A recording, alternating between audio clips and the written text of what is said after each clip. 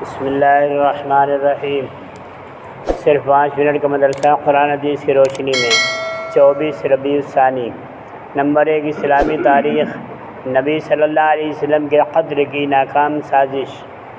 قریش کو جب معلوم ہوا کہ محمد صلی اللہ علیہ وسلم بھی ہجرت کرنے والے ہیں تو ان کو بڑی فکر ہوئی کہ اگر محمد صلی اللہ علیہ وسلم بھی مدینہ چلے گئے تو اسلام جڑ پکڑ جائے گا اور پھر وہ اپنے ساتھیوں کے ساتھ مل کر ہم سے بدلہ لیں گے اور ہمیں ہلاک کر دیں گے۔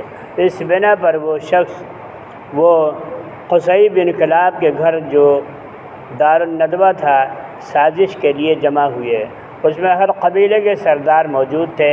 سبھی نے آپس میں یہ طے کیا کہ ہر قبیلے کا ایک شخص جمع ہو اور سب مل کر تلواروں سے حضور صلی اللہ علیہ وسلم کا خاتمہ کر دیں۔ نعوذ باللہ۔ اس فیصلے کے بعد انہوں نے رات کے وقت رسول اللہ صلی اللہ علیہ وسلم کے مکان کو گھیر لیا اور اس انتظار میں رہے کہ جب محمد صلی اللہ علیہ وسلم صبح کو نماز کے لیے نکلیں گے تو تلواروں سے ان کا خاتمہ کر دیں گے، مگر اللہ تعالی نے رسول اللہ صلی اللہ علیہ وسلم کو قریش کی اس سازش سے باخبر کر دیا۔ اسی لیے آپ رات کو اپنے بستر پر حضرت علی کو لٹا کر سورہ یاسین پڑھتے ہوئے اور ان کے سروں پر مٹی ڈالتے ہوئے ان کے سامنے سے گزر گئے۔ اللہ تعالی نے ان کی آنکھوں پر پردہ ڈال دیا۔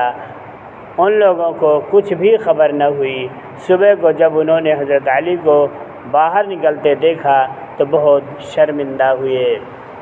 نمبر 2، حضور صلی اللہ علیہ وسلم کا معجزہ۔ حضرت عبداللہ بن مسعود رضی اللہ تعالیٰ عنہ فرماتے ہیں کہ مقام جیاد میں عقبہ بن ابی معیط کی بکریاں چرا رہا تھا۔ اتنے میں محمد صلی اللہ علیہ وسلم اور حضرت ابو بکر ہجرت کرتے ہوئے میرے پاس پہنچے اور کہنے لگے تم ہم کو دودھ پلا سکتے ہو؟ میں نے کہا یہ بکریاں میرے پاس امانت ہیں، میں ان کا دودھ کیسے نکال سکتا ہوں؟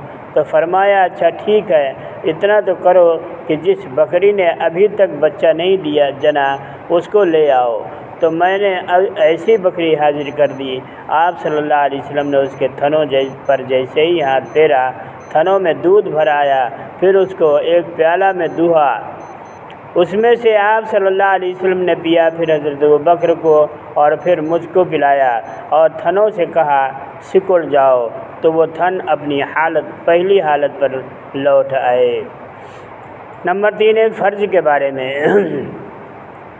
سجدہ سہو کرنا۔ رسول اللہ صلی اللہ علیہ وسلم نے فرمایا جب تم میں سے کسی کو نماز میں بھول چوک ہو جائے تو سجدہ سہو کر لے۔ نوٹ: اگر نماز میں کوئی واجب بھول سے چھوٹ جائے یا واجبات اور فرائض میں سے کسی کو ادا کرنے میں دیر ہو جائے تو سجدہ سہو کرنا واجب ہے، اس کے بغیر نماز نہیں ہوتی۔ نمبر 4، ایک سنت کے بارے میں۔ رسول اللہ صلی اللہ علیہ وسلم نے بارش کے لیے ہاتھ اٹھا کر یہ دعا مانگی، اے اللہ ہمیں بارش عطا فرما، اے اللہ ہمیں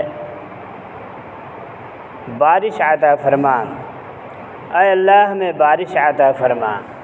نمبر 5، ایک اہم عمل کی فضیلت۔ رسول اللہ صلی اللہ علیہ وسلم نے فرمایا جب تم میں سے کوئی گھر سے وضو کر کے مسجد آئے تو گھر لوٹنے تک اسے نماز کا ثواب ملتا رہے گا۔ نمبر 6، گناہ کے بارے میں۔ قرآن میں اللہ تعالیٰ فرماتا ہے بے شک جو لوگ کافر ہو گئے اور دوسروں کو بھی اللہ کے راستے سے روکا اور ہدایت ظاہر ہونے کے بعد اللہ کے رسول کی مخالفت کی تو یہ لوگ اللہ کے دین کو ذرا بھی نقصان نہیں پہنچا سکیں گے اور اللہ تعالیٰ ان کے تمام اعمال کو برباد کر دے گا۔ نمبر 7، دنیا کے بارے میں۔ قرآن میں اللہ تعالیٰ فرماتا ہے سن لو تم ایسے ہو کہ جب تم کو اللہ کی راہ میں خرچ کرنے کے لیے بلایا جاتا ہے تو تم میں سے بعض لوگ بخل کرتے ہیں اور جو شخص کنجوسی کرتا ہے تو حقیقت میں ایسے ہی اپنے ہی لیے کنجوسی کرتا ہے اور اللہ تعالی غنی ہے، کسی کا محتاج نہیں اور تم سب اس کے محتاج ہو۔ نمبر 8، آخرت کے بارے میں۔ رسول اللہ صلی اللہ علیہ وسلم نے فرمایا کوثر جنت میں ایک نہر ہے جس کے دونوں کنارے سونے کے ہیں اور وہ موتی اور یاقوت پر بہتی ہے، اس کی مٹی مشک سے زیادہ خوشبودار، اس کا پانی شہد سے زیادہ میٹھا اور برف سے زیادہ سفید ہے۔ نمبر 9 طب نبوی سے علاج۔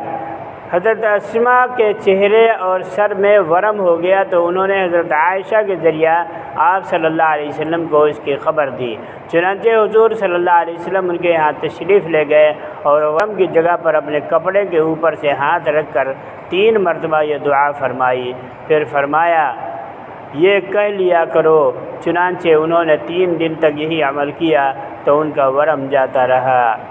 نمبر 10 نبی صلی اللہ علیہ وسلم کی نصیحت۔ رسول اللہ صلی اللہ علیہ وسلم نے فرمایا تم اپنے کسی بھائی کی مصیبت پر خوشی کا اظہار مت کرو، اگر ایسا کرو گے تو ہو سکتا ہے کہ اللہ تعالیٰ اس کو اس مصیبت سے نجات دے دے اور تم کو اس مصیبت میں مبتلا کر دے۔